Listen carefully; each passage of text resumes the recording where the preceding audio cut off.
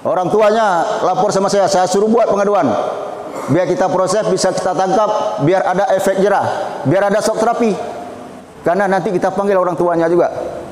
Karena pada saat itu misalnya kita tangkap, yang jelas dengan menggunakan narkoba ada batas waktu reaksinya. Macam apakah mantong naracun bak badanji na batas wate. Menyemantong naracun narkoba bak badanji, nyempu yang dapatkan hai dengo. Kita tahan di polsek barang 2 hari atau 3 hari biar ada efek jerah.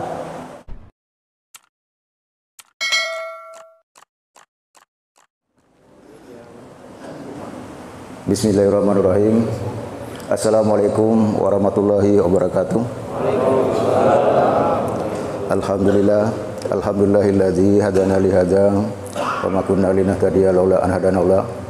Asyhadu an la ilaha illallah wahdahu la syarikalah wa asyhadu anna Muhammadan abduhu wa rasuluh. Rabbi shrah li sadri wa yassir li amri wa hlul 'uqdatam min lisani yafqahu qawli. Bersyukur kepada Allah dan mengucapkan alhamdulillahirabbil alamin.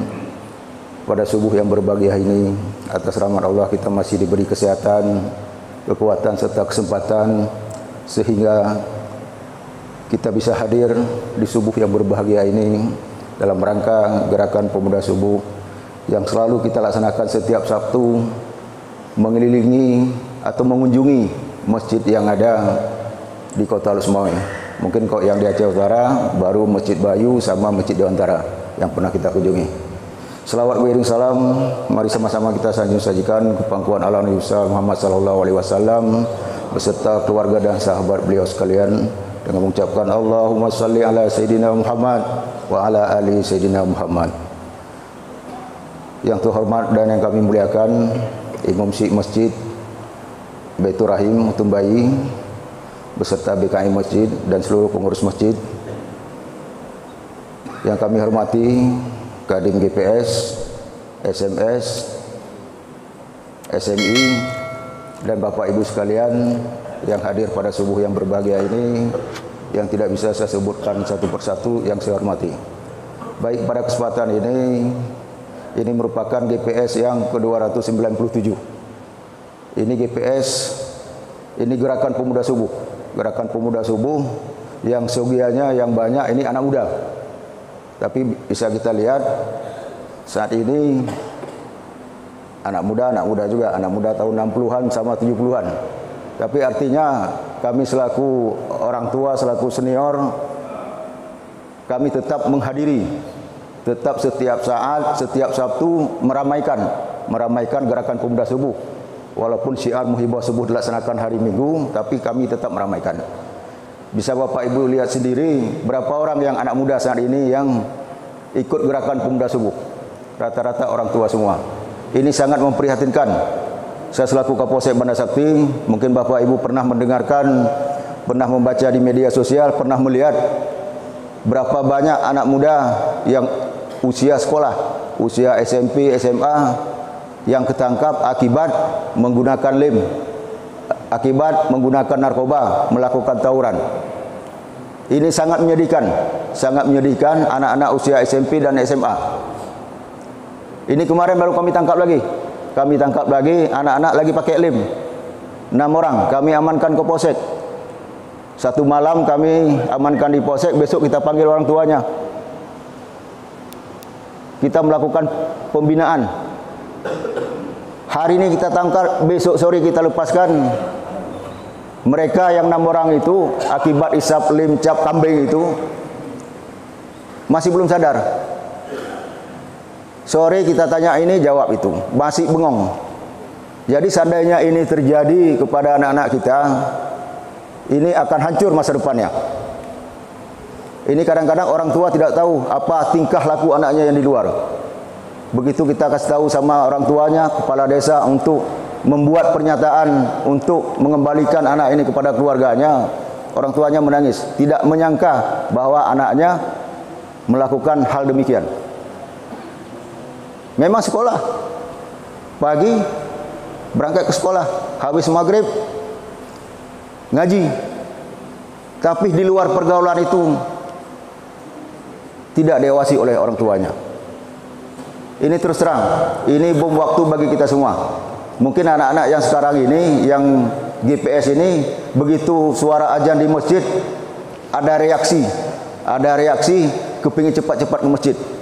Karena apa? Karena ada iman dan takwa di hatinya.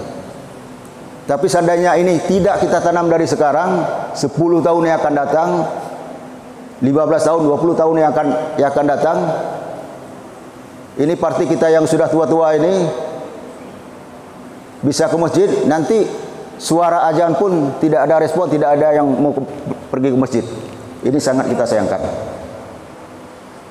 Bapak Ibu yang saya hormati, pada kesempatan ini saya juga menyampaikan perkembangan situasi yang saat ini yang terjadi di lapangan.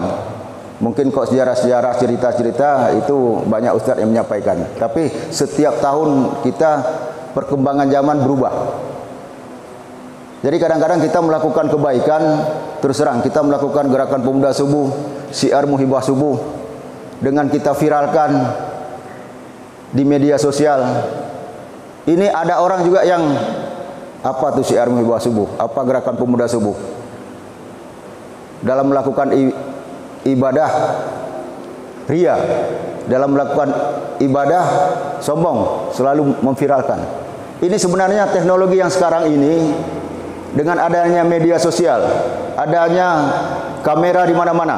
Jadi kok istilah ada kami di polisi, sadar kamera dan bermedia sosial lah yang santun. Mungkin saat ini, zaman canggih sekarang ini, dengan publikasi media sosial yang saat ini, orang tahu apa perkembangan. Ini para ustadz, perkembangan situasi di luar bisa populer karena ini, karena media sosial. Kalau tidak ada media sosial, siapa yang tahu? Ustaz Somad di sana, nggak ada yang tahu. Das Asai di sana, nggak ada yang tahu. Karena ada media sosial nih, makanya kita pergunakan media sosial sebaik mungkin. Jangan kita viralkan yang menjadi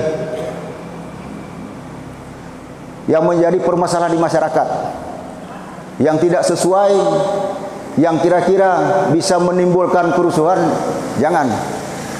Karena masyarakat diharapkan sekarang ini lebih santun dalam menanggapi media sosial. Jangan begitu tahu informasi di grup sebelah, tahu informasi langsung kita lempar ke grup lain, kita yang perbanyak, kita yang viralkan. Padahal informasi itu belum tentu jelas. Ini sekarang saat ini dihancurkan masa depan dengan itu. Dan saya sampaikan kepada Bapak Ibu sekalian, di Banda Sakti ini masalah narkoba luar biasa. Bukan berarti dari pihak BNN, dari pihak narkoba, dari pihak Polres, dari pihak Polda, Mabes tidak menangkap. Menangkap. Setiap hari ada yang ditangkap. Tetapi itu Aceh ini merupakan jalur masuk sabu paling banyak. Ini saya sampaikan. Dalam hal ini, dalam masalah ini perlu andil kita semua, masyarakat semua. Paling tidak kita selaku pemimpin keluarga mengarahkan anak-anak kita jangan mendekati narkoba. Jangankan pakai, mendekati pun jangan. Karena anak-anak kalau sudah terlibat narkoba, itu apapun yang kita bilang nggak akan mau dengar. Saya pengalaman sudah banyak menangani masalah ini. Jadi tidak peduli terhadap orang tuanya. Anak-anak, misalnya anak kita masuk pesantren, begitu keluar ke ada izin bisa pulang, itu diawasi dengan siapa dia bergaul, kemana dia pergi. Karena pengalaman sudah ada di Banda Sakti, anaknya di pesantren, begitu cuti hari raya, pulang kemari bergaul sama kawannya. Mungkin dikasih sabu, nggak pernah ngisap sabu, merasa enak. Terakhir balik ke tempat daerahnya, nggak lama kemudian keluar dari daerahnya, bergabung sama kawannya. Ini anak di tempat kita juga di Banda Sakti. Saya tidak saya sebutkan secara mendetil. Ketika ditegur sama orang tuanya, dia ngadus sama kawan-kawannya, sama partai kelompok isap sabu, bahwa dia ditegur oleh orang tuanya. Jadi kawannya sore sekitar habis sholat asar, Bapaknya lagi siram bunga di depan rumah. Datang kelompok anaknya yang partai sabu, dipukuli bapaknya. Maaf cakap, saya bilang, urusankah kayak kam anjupi sabe? Sampai segitu, dipukuli orang tuanya. Orang tuanya lapor sama saya suruh buat pengaduan. Biar kita proses, bisa kita tangkap, biar ada efek jerah, biar ada shock terapi. Tapi dibiarkan memang orang tuanya yang laki ini mau ngadu. Tapi yang istrinya sama neneknya kasihan sama anak, jangan ngadu. Malah ini lebih bahaya. Ketika dibuat pengaduan ke polsek pun, kita tidak proses secara hukum. Kita terima LP gantung. Karena nanti kita panggil orang tuanya juga. Karena pada saat itu misalnya kita tangkap, yang jelas dengan menggunakan narkoba ada batas waktu reaksinya. Macam kata apakah mantong naracun bak badanji na batas wate. Menyamantong naracun narkoba bak badanji, nyempu yang dapatkan hai dengo. Kita tahan di polsek barang 2 hari atau 3 hari biar ada efek jerah. Jadi misalnya itu tidak kita lakukan. Kok misalnya anak-anak udah terlibat narkoba, kita suruh rehab, nggak akan mau. Ini antara suami istri ada komplain terus terang masalah untuk rehab anaknya. Kuputai ame gede sayang dana. Padahal dengan kita tidak melakukan rehab, tidak langsung menangani masalah itu malah lebih bahaya. Mungkin saya selama Kapolsek Bandar Sakti banyak sekali menangani kasus dalam keluarga, begitu juga tentang masalah pembagian harta warisan, gitu juga. Rata-rata yang bermasalah, yang diantara keluarga itu ada yang terlibat pengguna sabu, pengguna narkoba. Ini yang jadi masalah. Ini berapapun habis. Karena kalau sudah kecanduan itu apapun kita bilang tidak akan didengar. Para jemaah sekalian yang saya hormati, besok pagi tanggal 18 Desember 2022 kita di Bandar Sakti ada 9 desa untuk melakukan pemilihan kecil. Untuk di Kota Lusmai 21 desa. Jumlah calon kecil yang sudah memantapkan diri untuk jadi kecil itu 91 orang. Deklarasi sudah kita sampaikan, sudah kita laksanakan agar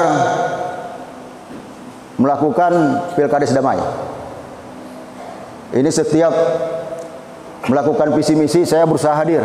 Berusaha hadir artinya jangan terjadi permasalahan, jangan komplain di masyarakat gara-gara pemilihan kecil. Jadi setelah besok tanggal 18 sorenya sudah tahu siapa yang menang, siapa yang kalah. Tidak ada lagi nomor urut 1, 2, 3 atau 4 tidak ada lagi. Jadi yang harus kita dukung siapa yang menang. Alhamdulillah di Utun Bayi belum ada pemilihan kecil. Ya mungkin tahun depan lah atau tahun berapa tuh. Jadi saya sampaikan, karena kenapa saya sampaikan demikian? Saya lihat masalah pemilihan kecil ini belum apa-apa sudah ribut. Termasuk di dalamnya ada juga yang guru-guru, tokoh-tokoh agama ikut pemilihan kecil. Ribut.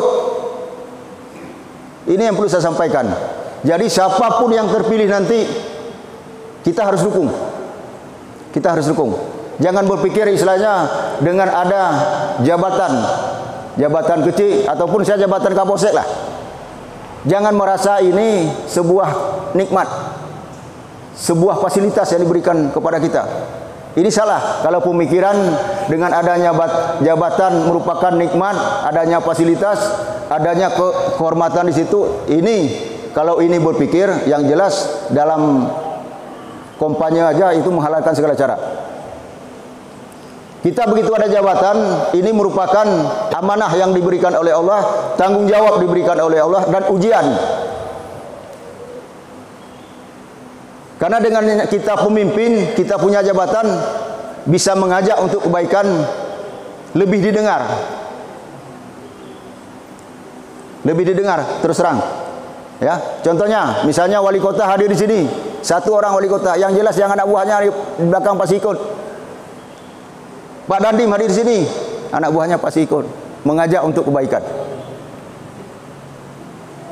Prinsip saya selagi masih ada pangkat dan jabatan, itu pergunakan sebaik mungkin untuk terus selalu di jalan Allah. Jangan begitu pensiun kita berbuat baik, nggak didengar sama orang lagi. Begitu pensiun kita aja, ayo gitu-gitu, nggak ada. Lagi ada jabatan, kita pergunakan sebaik mungkin untuk melakukan syiar, untuk melakukan dakwah. Ini yang harus kita lakukan. Karena jabatan sifatnya titipan Allah sementara. Saya hari ini Kapolsek, besok duduk orang lain, ya silakan duduk. Paling enggak apa yang saya lakukan berimbang lah. Jangan begitu saya Kapolsek, setiap malam Jumat saya ajak anggota Polsek ikut pengajian di Polsek. Habis itu setiap hari Jumat kita ajak sama-sama sholat Jumat. Ini tugas kita pemimpin. Kita semua ini pemimpin. Paling tidak kita pemimpin keluarga. Kita selalu mengingatkan anak kita, selalu mengingatkan keluarga kita, sekali, dua kali, tiga kali, dan berkali-kali kita ingatkan. Seandainya sudah kita ingatkan, masih juga melakukan kesalahan, apa bisa kita salahkan orang tua? Nggak bisa. Karena yang berapa kali kejadian di sini, anaknya sama ayah orang tuanya selalu mengarahkan untuk berbuat baik, mengarahkan untuk sholat, mengarahkan ke masjid, mengarahkan sekolah, mengarahkan ngaji. Tapi dilakukan pelanggaran itu juga, masuk dalam kelompok Islam juga. Apa ini bisa kita salahkan orang tua? Saya rasa nggak bisa. Dan ini tentang masalah narkoba di kampung, ini tanggung jawab kita semua. Jangan merasa, oh nyah ada urusan, nyangkeun anak leung, nyangkeun keluarga leung. Bisa Bapak Ibu sekalian bilang tidak ada urusan, kalau tidak ada berurusan sama ibu, sama bapak. Salah-salah dengan nemeh Honda, icau Honda lewayan. Dua itu Honda icau, nyai baru urusan. Paling tidak berani kita negur, memberikan informasi.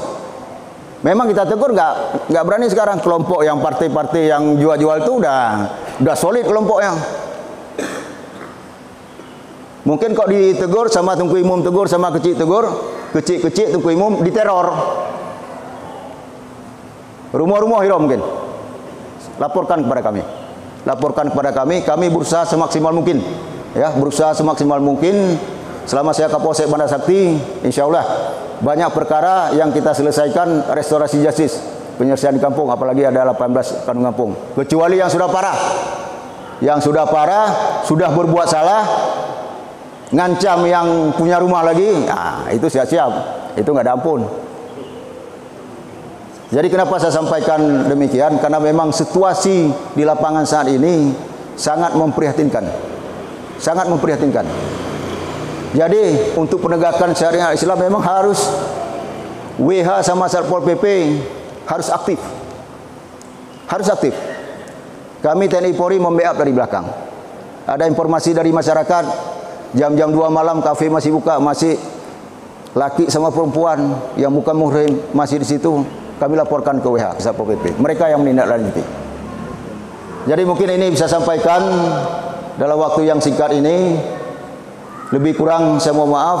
Hadanallahu yakum ajmain. Assalamualaikum warahmatullahi wabarakatuh.